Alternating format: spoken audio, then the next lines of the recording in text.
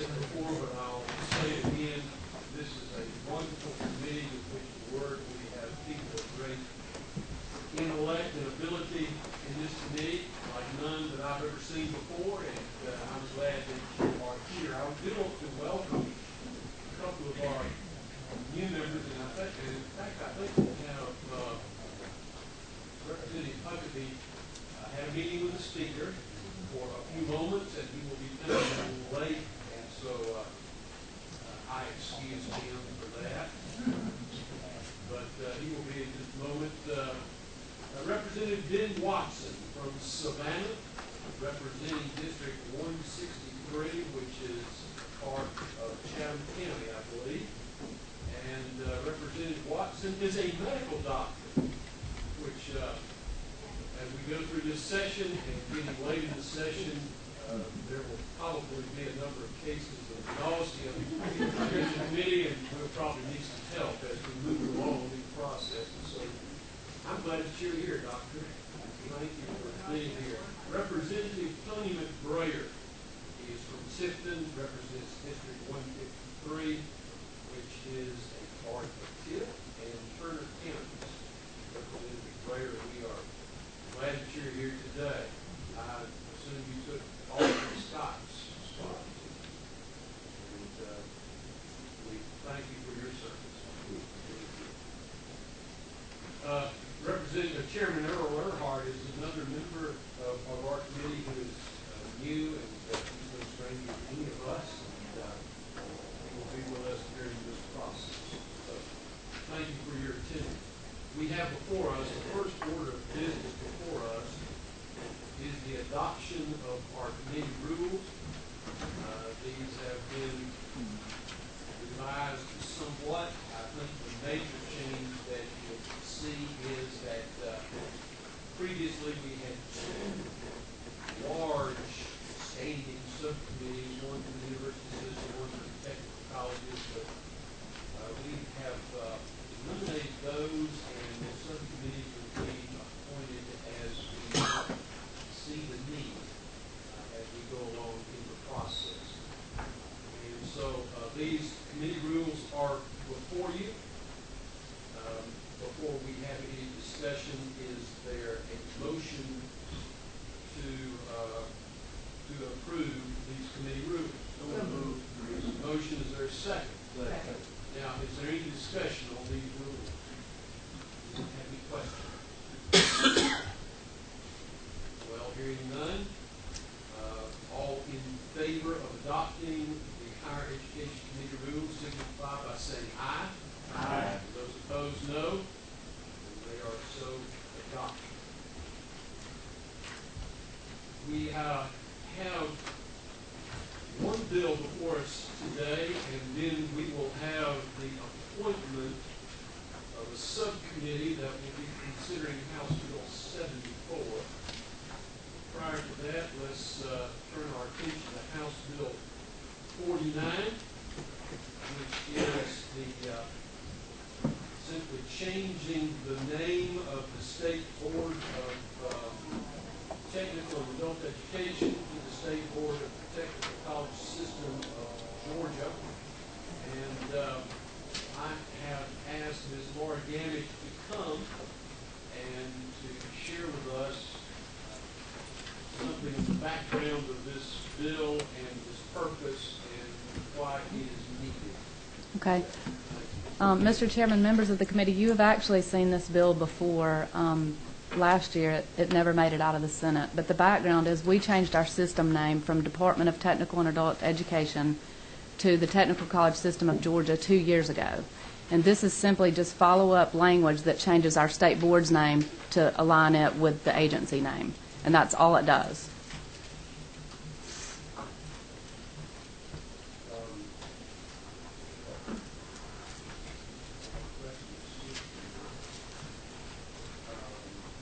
There is no physical impact. No, I mean, we had minimal cost when the stationery ran out. We ordered more, but we really tried to keep that to a minimum and just reorder when we ran out of the old business cards, stationery, that kind of stuff. But there's really not. There's very minimal cost involved. Are Are there any questions for Ms. Gannon?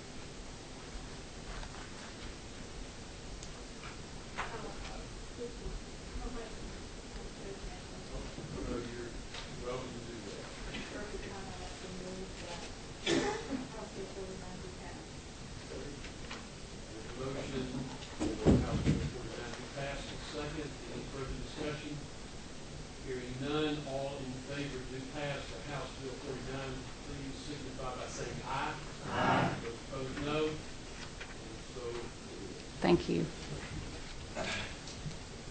before we get to two brief presentations to the committee this afternoon, and I have indicated to our speakers that we do want to be somewhat brief. We have before us, or in our committee assigned, House Bill 74, and I have asked Chairman Amos Amerson to chair a subcommittee to consider House Bill 74, and I would like Representatives Katie Dempsey and Representative Bill Hendry, Representative Michael Harden, and Representative Kathy Ash serve on the committee with Representative Amerson, and Representative Chairman Amerson has assured me that we will come back in 2 weeks from today. Yes, Mr. Wright. Ladies and gentlemen of the subcommittee, we will hold a meeting next Wednesday at 3 o'clock in whatever room Gene can get for us. Very good. Thank you. I have asked two individuals to come and speak to us briefly today concerning two issues that will be very prominent in all of our discussions concerning the Hope Scholarship. As you already know, the lottery proceeds fund not only the Hope Scholarship, but also the pre-K program in the state of Florida, in addition to the technical college grants, and also our commitment to private colleges and universities throughout the state. And so when we talk about hope, we're talking about a number of different areas that impact many Georgians, many people in your own district. And so I did not think that going along the process for us to discuss hope and to look at legislation and consider what we're going to do, we can't do that outside of the consideration of the kind of impact that the pre-K program has in the state of Georgia. So I've asked Mr. Bob Cable, the commissioner, to come and speak to us for a moment concerning the pre-K program. And Mr. Cable, there might be a few questions that we will take, but we will not linger long. Thank you, Mr. Chairman, and thank you, members of the committee, for the opportunity to speak with you today. My presentation is longer than the brief period that you've noted, so what I'm going to do is this has already been made available to all of you via email. It's also being made available to the public via the DECAL website, www.decal.ga.gov. Just wanted to talk to you briefly. We also have Dr. Bentley Ponder, who's our Director of Research and Evaluation, and Susan Adams, who's the Assistant Commissioner for Pre-K, with us today if questions are asked that I can't answer.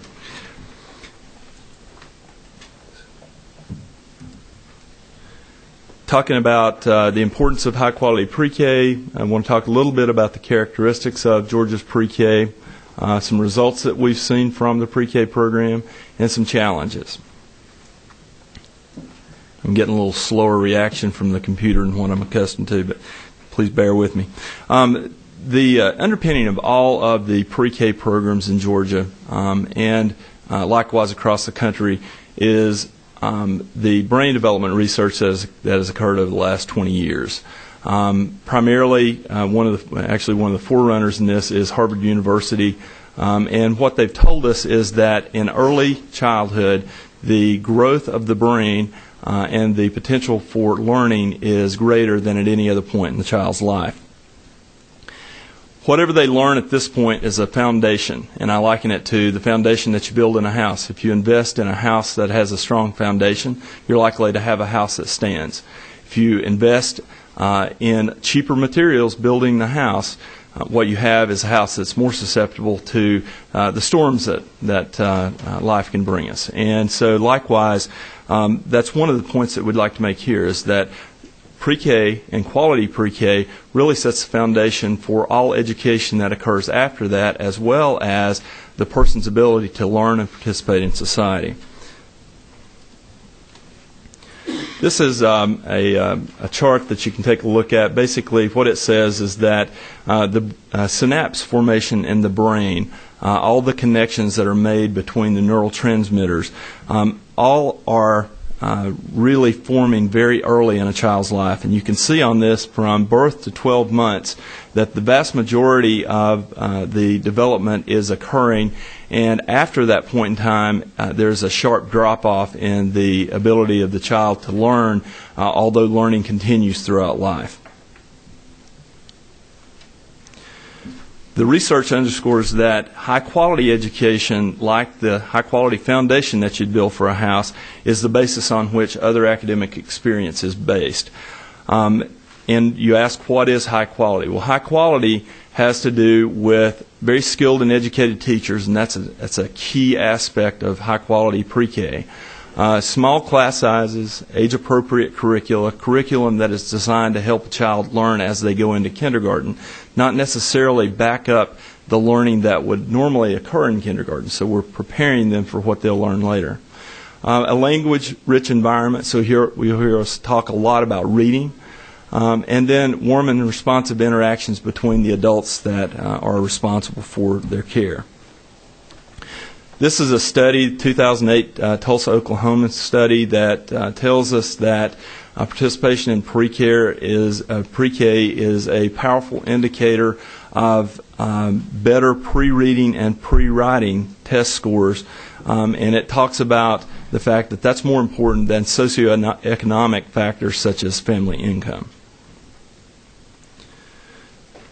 Classic early education studies also talk to us about the economic benefits of early childhood education, including increased earnings for the participants, public savings due to reduced crime, and a reduced need for remedial education. And that's one of the important things that we need to bear in mind, is that what we do now prevents us from having to have remedial education as the child progresses through their educational experience.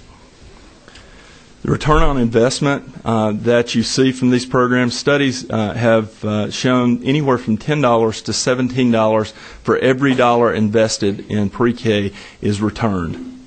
It also shows that significant savings is achieved for school districts on children in their K-12 experience based upon the pre-K experience that they had. The adverse early environments, this is the toxic stress that you may have heard talked about in the media. Toxic stress is basically sustained stressors. There are good stressors in people's lives, those things that make me get up in the morning and come do these presentations. There are bad stressors that children experience because they are constant, unrelenting, and they don't have a caring adult who helps mediate that for them. Early childhood education, pre-K, is one of those places they can get that. And a lot of children, some of the best quality adult interactions that they have are at pre-K. Of course, pre-K began in Georgia in 1992 as a pilot program with 750 at-risk children. In 1995, the program was opened up to become universal, meaning that any child, regardless of family income, would be served. These programs are regularly monitored and assessed for quality, and we have 4 key foundations of the pre-K system here. It being universal, voluntary, meaning the parent does not have to send the child if they don't want to, public-private partnerships, and something that we can talk more about later that I'm going to be focusing on very intently, and then standards-based instruction that we work on to make sure that we have alignment with the later education. Access, we have 84,000 funded slots, and as of December 2010, we have about 82,845 children. We stay at 98 to 99% fill rate, and that is due to children leaving and entering the program. And you can see the numbers that we're talking about. One of the really neat things that places us at the top in the U.S. is that 92% of lead teachers in these programs hold a 4-year degree. Pre-K is available in all 159 counties in a variety of settings, including both private and public school settings. Parents are able to choose from the programs that best meet their needs. And this is one of the very unique things about us, is that we allow both public and private, and we have a very robust system in both areas. About 58% of eligible 4-year-olds are served currently. In 68 of the counties in the state, 70% or more are estimated to be served.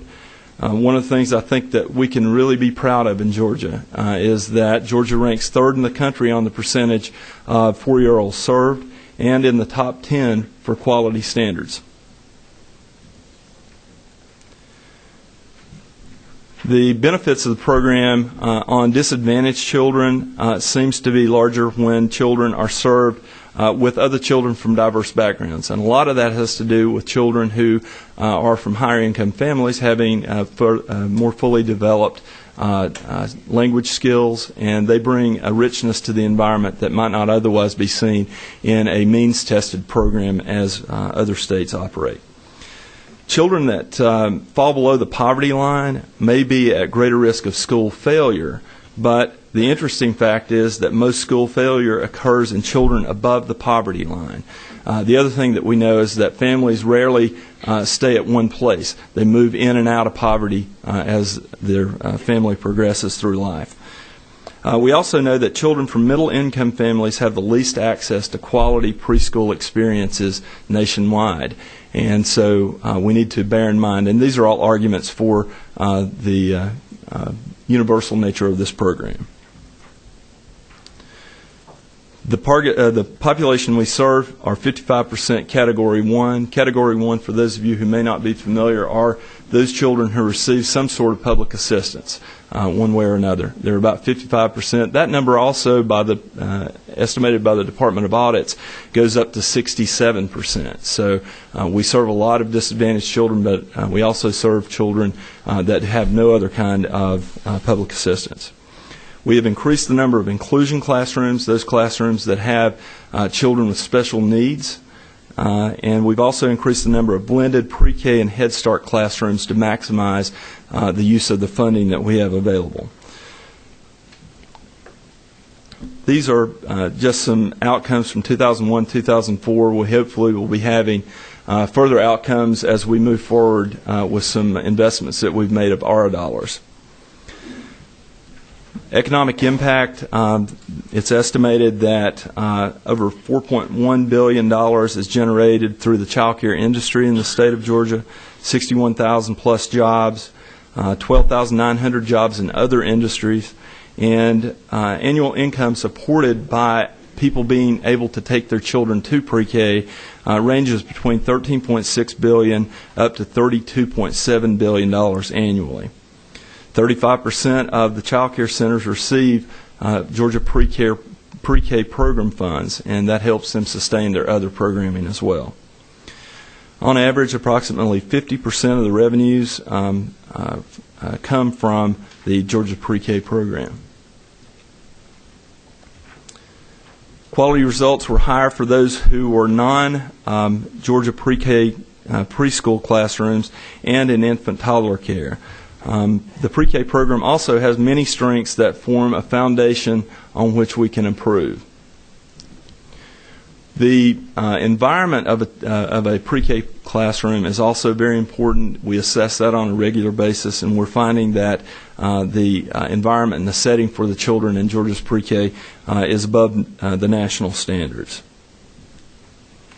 You can see here that we've got approximately 10,000 children currently on the waiting list. And you can see the fluctuation of the waiting list from 1993 through current day. Our future emphasis is continue to improve quality. And this is done by focusing on the quality of the instructional support, so teachers and the assistant teachers. Continued alignment into the K through 3 education system, so we want to make sure that what we're doing is supporting what K through 3 education is going to be doing. We're working with DOE on a longitudinal data system that will allow us to track children from the time that they're in pre-K all the way through beginning of college. We're increasing online pre-K assessments to link DOE to the database. We want to make sure that teachers in kindergarten are not having to redo assessments that have already been done at the previous level, so we're passing those in an electronic format and beginning, very soon. We're testing that right now so that they don't have to be reassessed as they move on. We're also working with DOE to align standards between pre-K and K through 3. And we're also working to assist in the race to the top. We have a project that I think runs about $1.4 million out of the $400 million that was awarded. That was a very quick presentation, and we are available for questions, Mr. Chairman, if you have time for that. If not, we will remain here and answer questions after the session.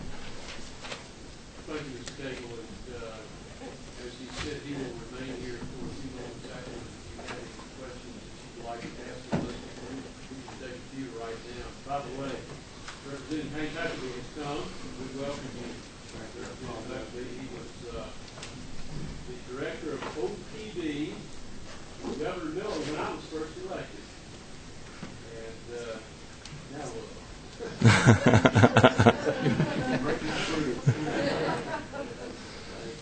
Any questions for Mr. Cagle from this group?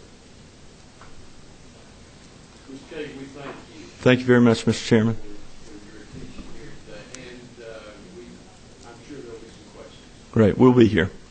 Thank you. I want Mr. Tim Cannell to come at this time, who is the director of the Georgia State Finance Commission. We've had a number of meetings together beginning in August, and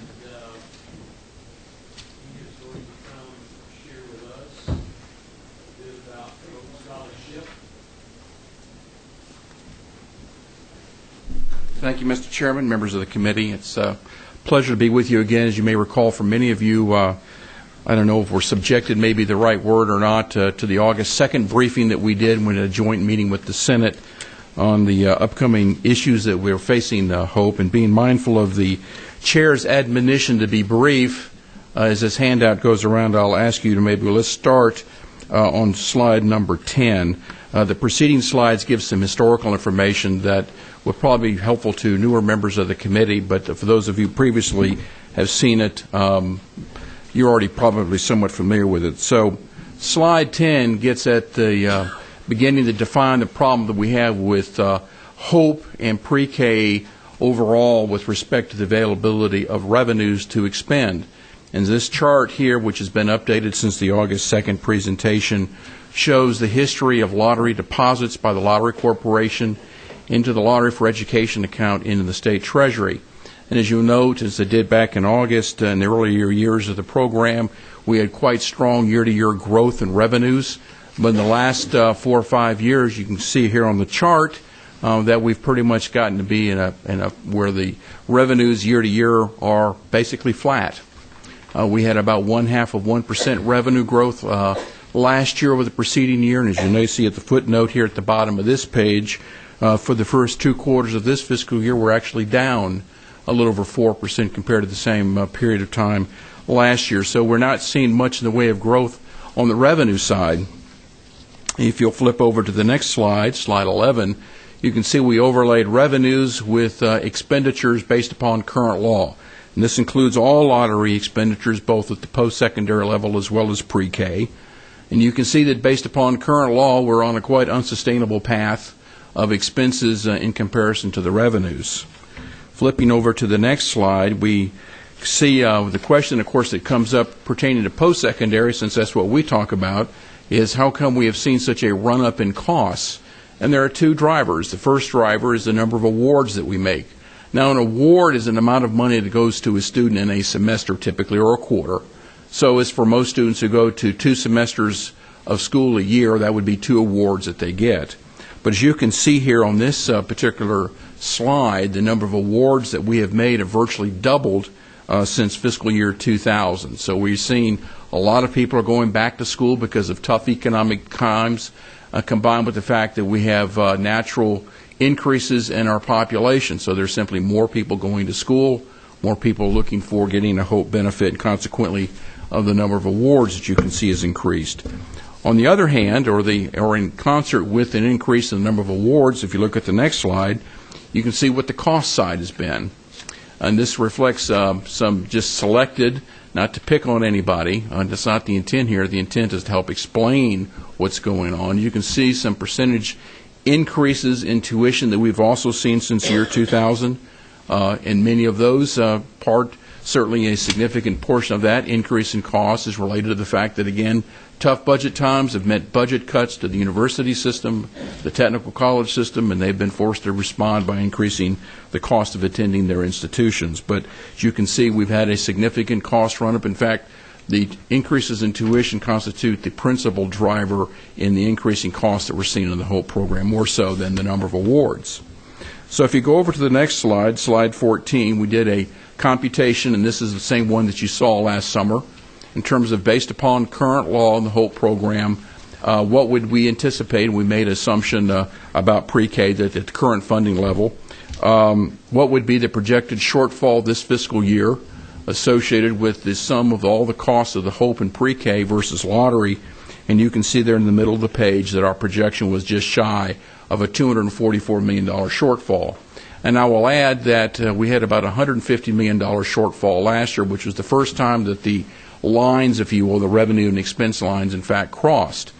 And very quickly, just to remind you, we have in the Treasury at the beginning of fiscal year 10 about $1 billion in reserves, which is a substantial amount of money.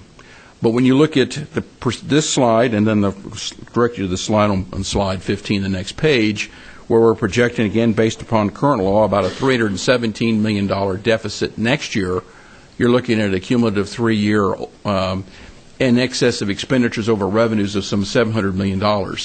So even $1 billion, which is a lot of money, doesn't last very long when you're spending it at that rate. So when we combine the impact on reserves, revenues, and expenses, and that can be seen on slide 16, you can see that we will be quickly spending down the reserves, which is the whole point of why some sort of action we strongly recommend needs to be taken this session to get expenditures more in line with available revenues, making programmatic changes. So to that end, the next 3 slides list some of the things that we have heard about. They don't represent things that necessarily we would recommend to this committee to consider, but clearly if you're looking at curbing costs, you either A, do it by restricting those who can get it, B, you limit the amount of money they can get, or you do a combination of the two. And so the things on the next 3 pages reflect some of the kinds of policy changes that we have heard about that could affect the cost side, since we, of course, don't do anything on the revenue side at Georgia Student Finance. Clearly, there were very tough choices to be made. I think the 2 fundamental takeaways, if you will, that I would share with you that I think are absolutely essential if we're going to get in balance long-term on the revenue with the revenues is, one, we have to eliminate books and fees. That will save about $130 million. In fact, books and fees, as you know, are essentially already slated to be eliminated through the triggers that are in current law. And the other, I think, design feature that has to be incorporated in any changes is that we've got to uncouple the tuition from the benefit, that the benefit has to be established through the appropriations process on an annual basis. If those kinds of changes are made through statute, you will not be confronted with the kinds of changes you're going to be having to look at this time around. We'll be able to forevermore keep the program in balance. It still will in the future represent a substantial benefit to students. It just unfortunately will not be as generous as it has been in the first 18 years of the program. And with that, Mr. Chairman, I'd be happy to try to respond to any questions. Are there any questions for Mr.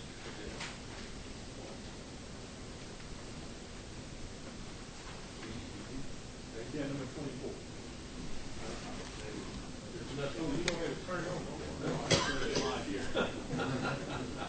That's okay. Same question I asked you last. What percentage of those students lose it the first year, and by the end of the second year, what percentage? I understand from leading the AJC lately that only about 16% start with hope, finish 4 years with hope. Historically, the drop-off, if you will, of the freshman year is certainly where we see it most dramatically. Historically, that's been in excess of 60%, and a relatively smaller percentage gain it back, and as you noted, a fairly small percentage who start with it, keep it, and retain it all 4 years. So one of the issues that's within that list of potential items for you is what can we do to perhaps better prepare students at the high school level for the level of college work that they're going to experience when they get off to college. Any other questions? Thank you. Thank you so much. That concludes our meeting today. Now, as we go forward, we always get in the position of stacking up committees. And I know that everyone on this committee, including myself, on a number of different committees. I'm on 5 committees, and so there are conflicts. But we are looking at, from this time forward, meeting at 3 o'clock on Tuesdays. And so that's the schedule that we want to try to hold to as we go forward. Thank you. All of you, Representative Ash, I've got to talk about it.